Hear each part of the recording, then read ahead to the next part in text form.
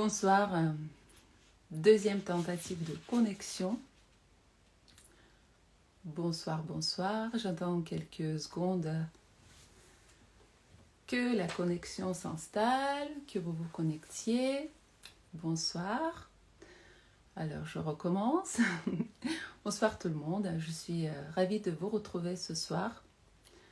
Ce soir, pendant ce live, nous allons aborder des sujets tels que confiance en soi, l'amour pour soi, l'acceptation de soi. Et j'ai l'immense plaisir d'inviter Olga à rejoindre ce live. Donc du coup, nous avons pris un petit peu de retard. Nous avons déjà fait une première tentative de connexion, mais qui n'a pas fonctionné tout simplement parce que Instagram a souhaité suggérer Olga à renouveler sa version, enfin à mettre à jour sa version plutôt. Donc en espérant que maintenant, cette fois-ci, elle va pouvoir se connecter. Moi, de mon côté, j'ai aussi profité pour supprimer un petit peu et libérer l'espace de stockage parce que j'ai peur un petit peu des fois que ça peut gêner aussi. Donc, je vais essayer d'envoyer cette fois-ci l'invitation à Olga. Et Olga, c'est une thérapeute holistique à Paris. C'est une spécialiste qui, entre autres, a mis au point sa propre méthode psychocorporelle qui vise à remonter à l'origine du problème pour retrouver son équilibre émotionnel. Et je suis ravie de te voir. Elle était pas mal celle-là, elle était vraiment au top. J'ai adoré. Est-ce que tu m'entends bien? Moi, je t'entends bien, je te vois bien. Et Ok, toi? d'accord. Je rigolais parce que ce matin, j'ai fait une vidéo où justement j'ai pris un exemple de live sur Instagram, comment il fallait se préparer pour faire un live. Donc si tu veux, c'est juste magique par rapport à cette Il y a toujours mission. quelque chose qui se Ah passe. ouais, non mais c'était sympa. Est-ce que vous pourriez nous confirmer, s'il vous plaît, que vous aussi, vous nous voyez bien et que vous nous entendiez bien? Et, euh, et n'hésitez pas, surtout à n'importe quel moment, si jamais il y a la vidéo qui se passe mal, que ça devient flou ou quelque chose, merci de nous le signaler parce que la dernière fois, je ne me suis pas du tout rendu compte, mais à la fin, quand je regardais la version enregistrée, ma vidéo, elle était complètement floutée. C'était impossible de voir quelque chose, donc c'était très dommage. Donc merci, Lorissima, merci, j'ai vu votre message. Est-ce que, bon, du coup, je pense qu'on va pouvoir commencer. Donc, Yes. est-ce que, oui, je t'ai présenté. Moi, de mon côté, peut-être que tout le monde ne me connaît pas, bien sûr. Euh, je m'appelle Macha. Je suis une coach certifiée en gymnastique du visage et je suis à Paris également. Euh, et je rappelle donc le sujet de ce live. Ce soir, nous allons aborder le sujet tel que confiance en soi, l'amour pour soi, l'acceptation de soi. Voilà. Merci pour cette invitation déjà. C'est super chouette de te revoir à nouveau et je suis ravie de partager mes connaissances, mes enseignements avec le public qui te regarde, aussi les personnes qui me regardent, peut-être des nouvelles informations pour vous aujourd'hui, hein.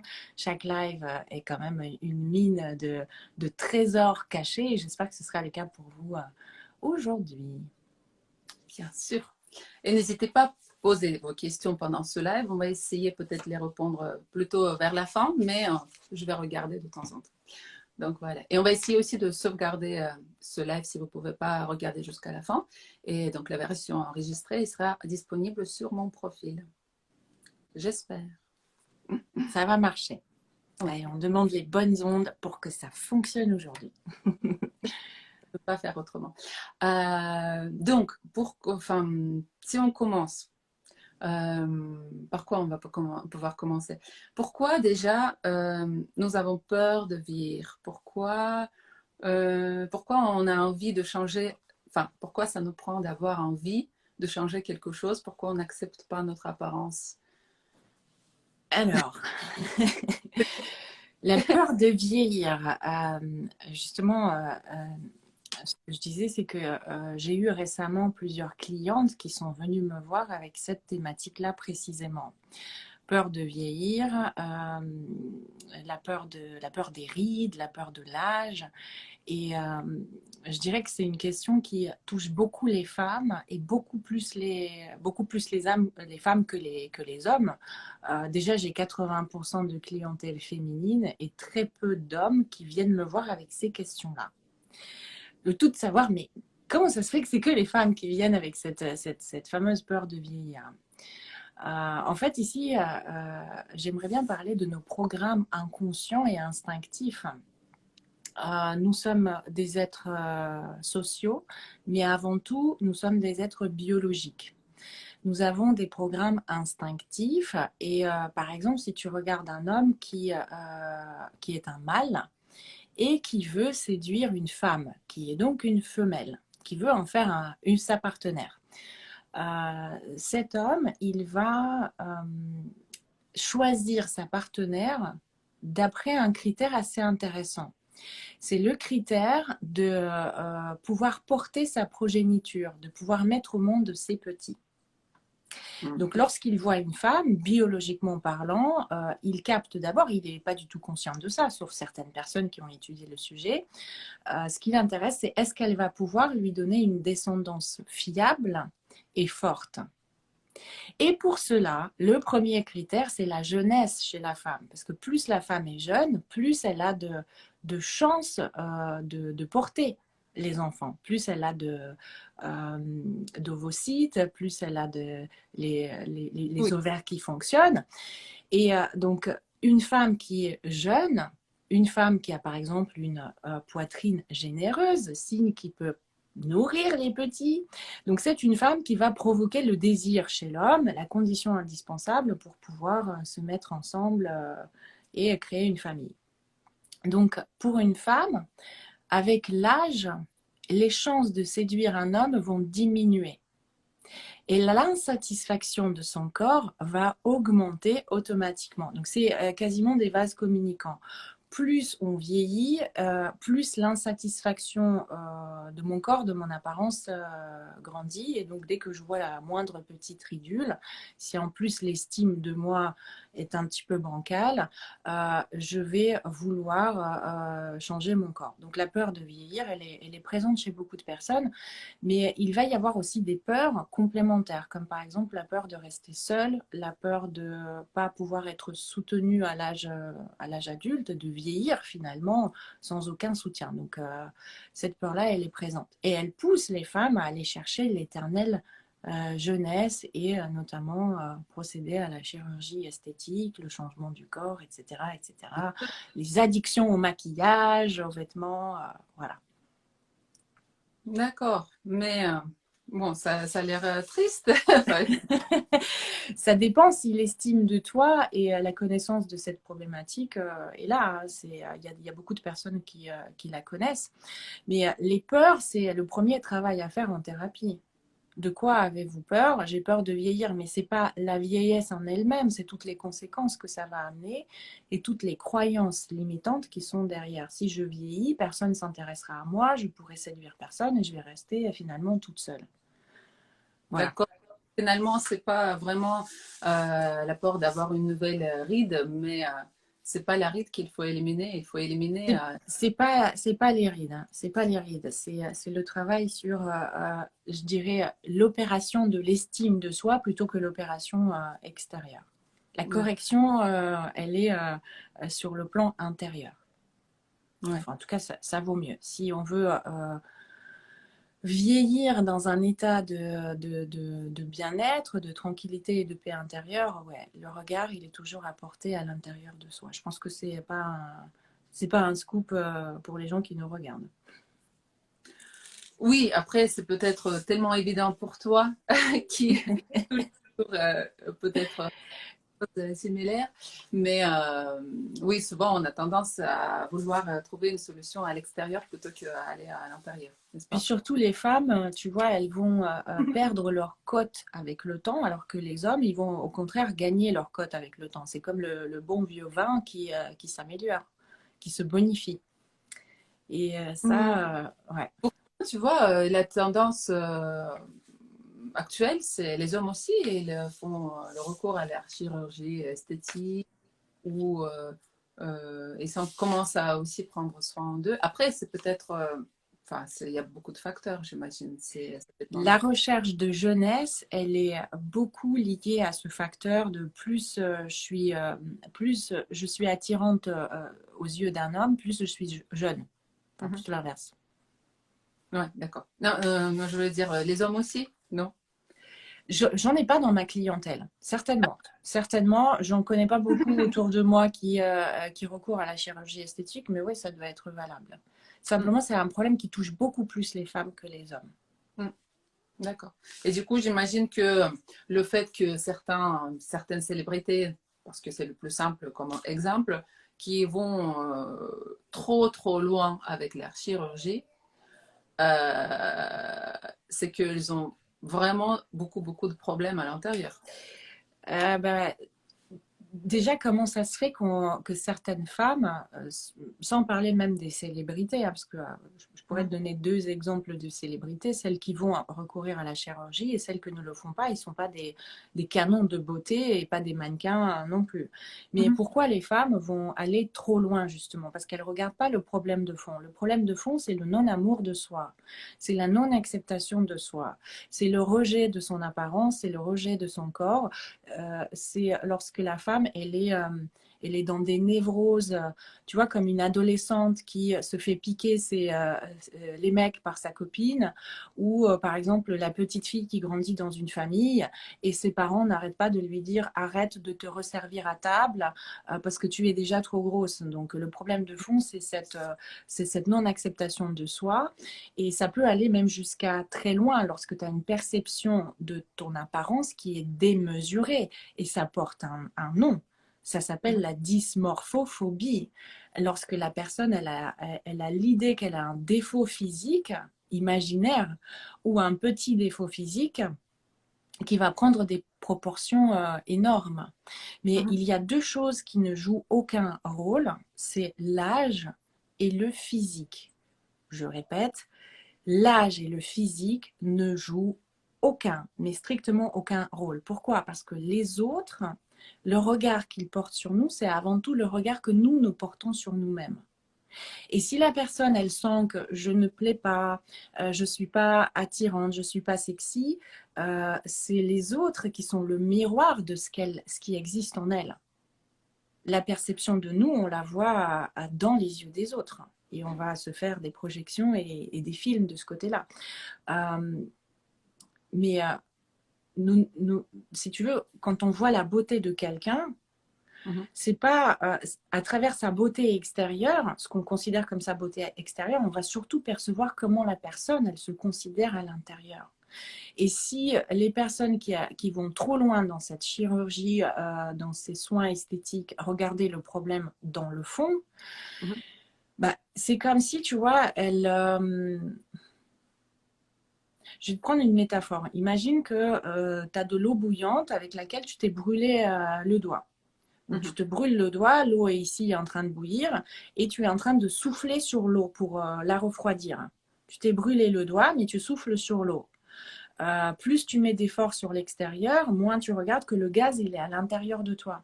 Et que finalement, si tu coupes le gaz de cette mésestime de toi, ça ne sert plus à rien d'éteindre le feu à l'extérieur. Oui, c'est une très bonne métaphore.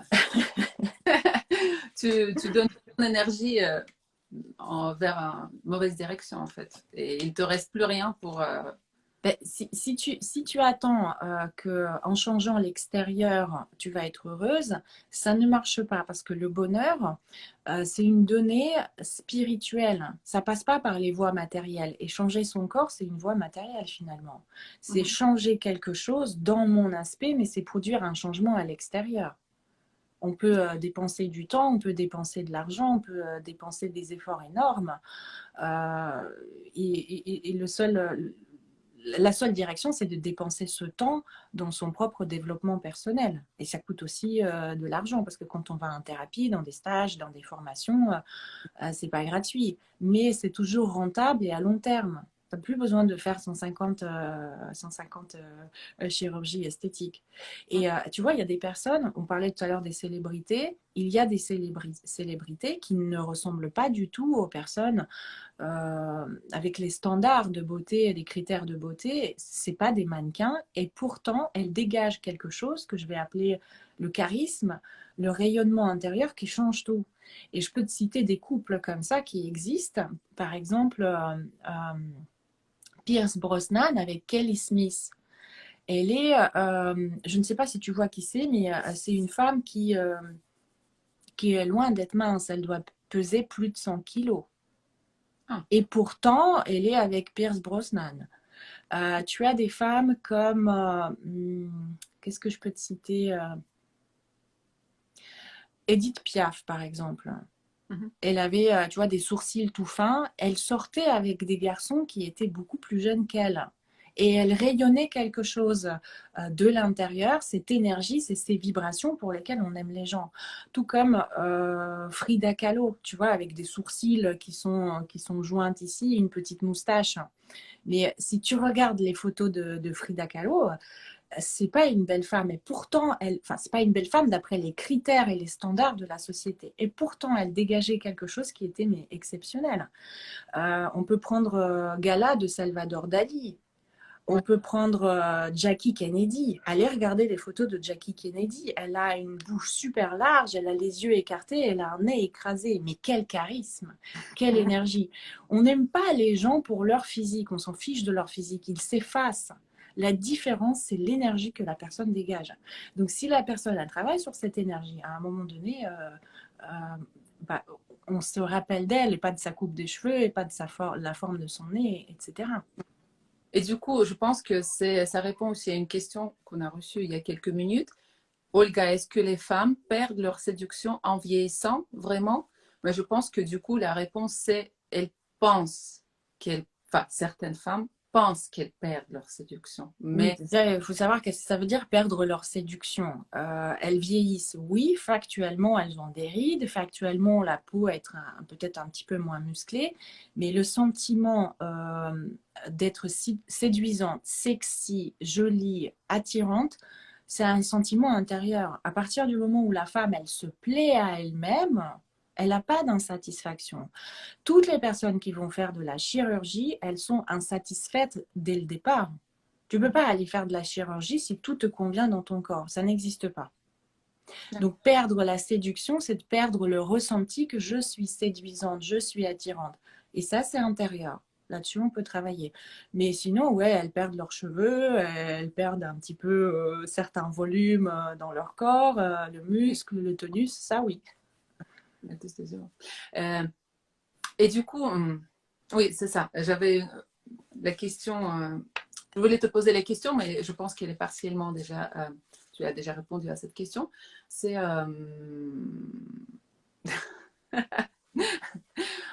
plus on, est-ce que c'est grâce à l'argent qu'on dépense, ou l'énergie qu'on dépense, ou notre temps qu'on dépense, on peut retrouver cette confiance en nous? Enfin, j'essaie de, enfin, comment dire? Je pense que d'un côté, si tu envoies enfin, si tu dépenses ton temps, ton argent ou ton énergie vers la chirurgie esthétique, vers aller essayer des différentes, par exemple, je sais pas, maquillage ou autre source, peut-être la réponse est non. Mais si effectivement tu investis tout ça dans ton développement personnel, comme tu as dit tout à l'heure, c'est que peut-être que justement tu vas pouvoir retrouver grâce à ça ton... Ah, je reprends ma métaphore du gaz et de l'eau bouillante tout à l'heure. Plus tu dépenses de l'énergie pour modifier l'extérieur pour être heureuse, plus tu perds de ton énergie finalement, parce que ça a un coût. Et si l'insatisfaction, la dévalorisation intérieure est là et qu'elle est ancrée, et depuis l'enfance, tu peux faire toutes les opérations chirurgicales que tu veux, ça ne changera rien à ton estime de soi. Plus tu dépenses ton argent, enfin, oui, ton temps, ton argent, ton énergie dans le développement personnel, et plus tu acquiers des bases solides qui ne partent pas parce que c'est des ressources et des repères intérieurs qui se construisent. Ouais, ouais. Et du coup, par exemple, quelqu'un qui a fait la chirurgie esthétique ou peu importe, n'importe quel petit soin, entre guillemets, invasif, par exemple, qui est satisfait du résultat. Est-ce que tu penses que c'est durable? Alors, tu as les fondations qui sont la base, c'est l'estime de soi. L'estime de soi, c'est la valeur que je me donne à mes yeux. Mhm. C'est le degré de valeur que je me donne à moi. Si on parle de notre sujet du live, de l'apparence et du corps, c'est la valeur que j'ai à travers la perception de mon physique. Donc, si les fondations sont solides, mais que la personne elle a un défaut à corriger, par exemple, elle a les oreilles décollées, ou que son nez est grand, par exemple, ou qu'elle a les seins asymétriques. Si c'est parce qu'il ne faut pas qu'on se mente, on a tous envie de plaire et on a envie d'avoir ce sentiment d'appartenance à notre grande communauté qui est l'humanité. Donc, on a envie de ressembler à nos semblables. Et les oreilles décollées, ça peut être considéré par une personne qui a l'estime de soi déjà solide comme un petit défaut à corriger. Mhm. Donc, elle va aller faire de la chirurgie esthétique. Ça va asseoir encore plus cette estime d'elle et c'est beaucoup plus agréable que la personne te regarde dans les yeux et qu'elle ne regarde pas tes oreilles quand même quand tu lui parles. Donc là-dessus, si l'estime de soi était déjà là, la chirurgie esthétique sera un bonus.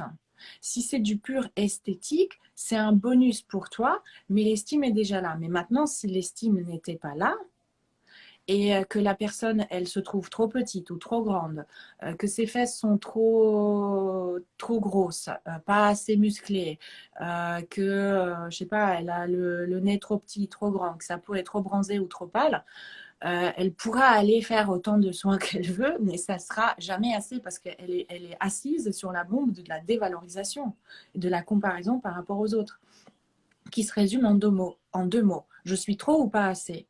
Je suis trop ou pas assez. Et on est toujours en référence externe parce que quand on parle de valeur de soi, on parle de valeur entre deux choses. Estimer, ça signifie je regarde là et je détermine quelle est la valeur. Mais pour ça, il me faut une référence à l'extérieur. Sur qui je vais me baser? Sur les autres humains qui marchent sur deux jambes, qui ont deux oreilles, etc. Si c'est un petit défaut à corriger, de l'esthétique justement, et que l'estime de soi est là, tout va bien. L'estime est encore plus assise. Mais si tu te dévalorises à longueur de journée, tu commences par les seins et tu finis jamais. Sans ça, Ouais. d'autres soins. Enfin, qu'est-ce qu'on peut faire quand on n'arrive pas, qu'on n'y arrive pas à être satisfaite, à accepter? Ok. Qu'est-ce qu'on... Alors, comment s'accepter? Il me faudra déjà 4 heures supplémentaires. Non, je plaisante. Oui, j'imagine. Je vais donner quelques pistes. Alors, la première piste, pour ceux qui nous regardent, vous pouvez la marquer au stylo rouge. La comparaison de votre physique et de votre âge est une stratégie perdante. À partir du moment où vous devez comprendre qu'il y aura toujours quelqu'un plus beau que vous. Sur les critères objectifs, subjectifs, on s'en fiche, mais il y aura toujours quelqu'un de plus beau que vous. Il y aura toujours quelqu'un de plus mince que vous ou de plus gros que vous si la personne, elle se dévalorise sur le poids trop maigre. Et accrochez-vous, il y aura toujours quelqu'un plus jeune que vous. Sans Ça, blague. c'est juste la loi de la nature. Donc, j'ai une mauvaise nouvelle pour certains, certaines. Si vous voulez faire la queue, la file d'attente de la comparaison à je suis qui est la plus belle, qui est la plus mince, qui est la plus jeune, vous êtes toujours perdant. Donc, gardez-le en tête. Ça, pas possible. Ensuite, deuxièmement, le conseil, c'est que je disais tout à l'heure, on ne vous aime pas pour votre physique, on vous aime pour votre énergie, pour ce que vous vibrez à l'intérieur. Et c'est ça qui fait toute la différence.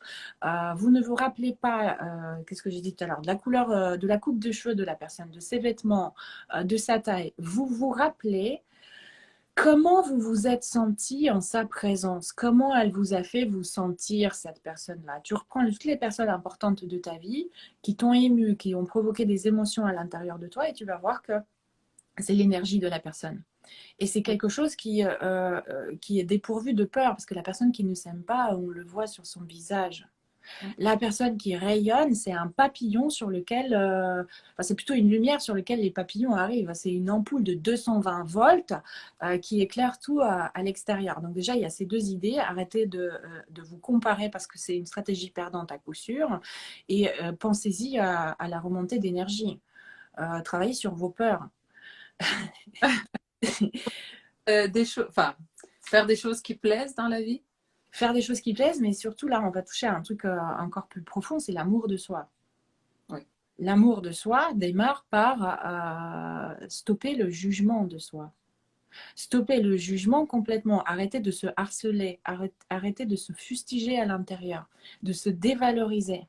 Euh, on peut faire un test pour les personnes qui sont là pour vérifier votre degré de cette valeur de vous, quelle est la valeur que vous avez.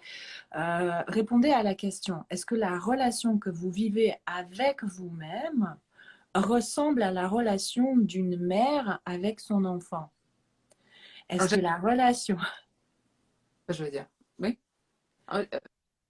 Tu vois, en fait, je suis mon meilleur compagnon. Si Ouais. je suis aussi douce, aussi à l'écoute, aussi empathique envers moi-même qu'une maman peut être avec son enfant, ça veut dire que mon estime de soi, ma valeur, elle est déjà assise sur des bases saines.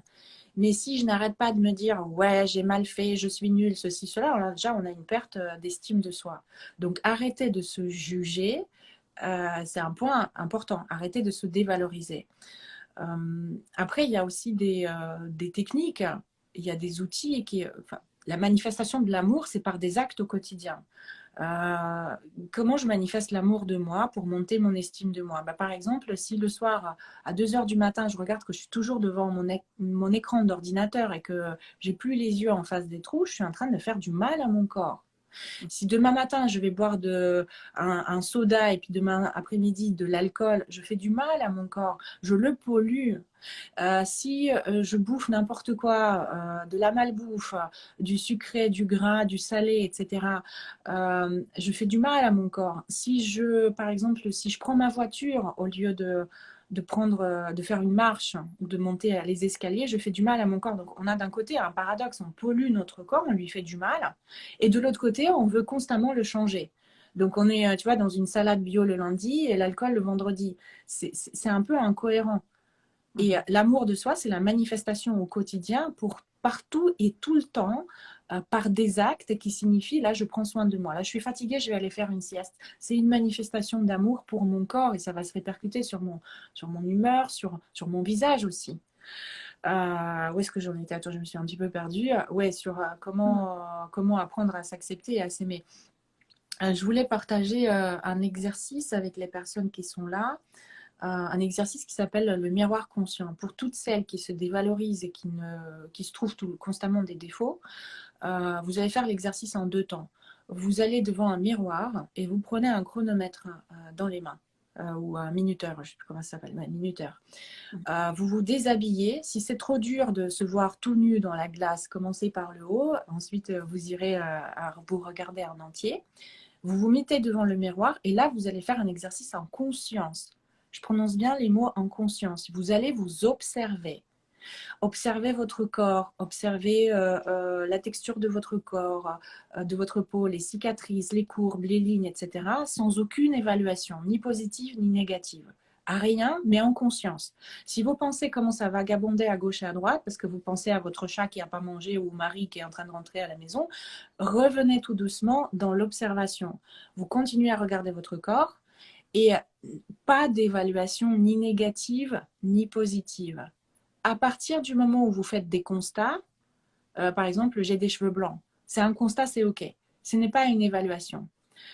Si vous faites un constat, j'ai 30 kilos au-dessus de mon juste poids, c'est un constat, c'est pas une évaluation. Mais si vous dites je suis grosse comme une vache, c'est laid ces cheveux blancs, là vous êtes dans l'évaluation. Donc là vous stoppez le chronomètre. Dès qu'il y a la première évaluation négative, vous arrêtez le chronomètre et vous regardez combien de minutes vous avez tenu.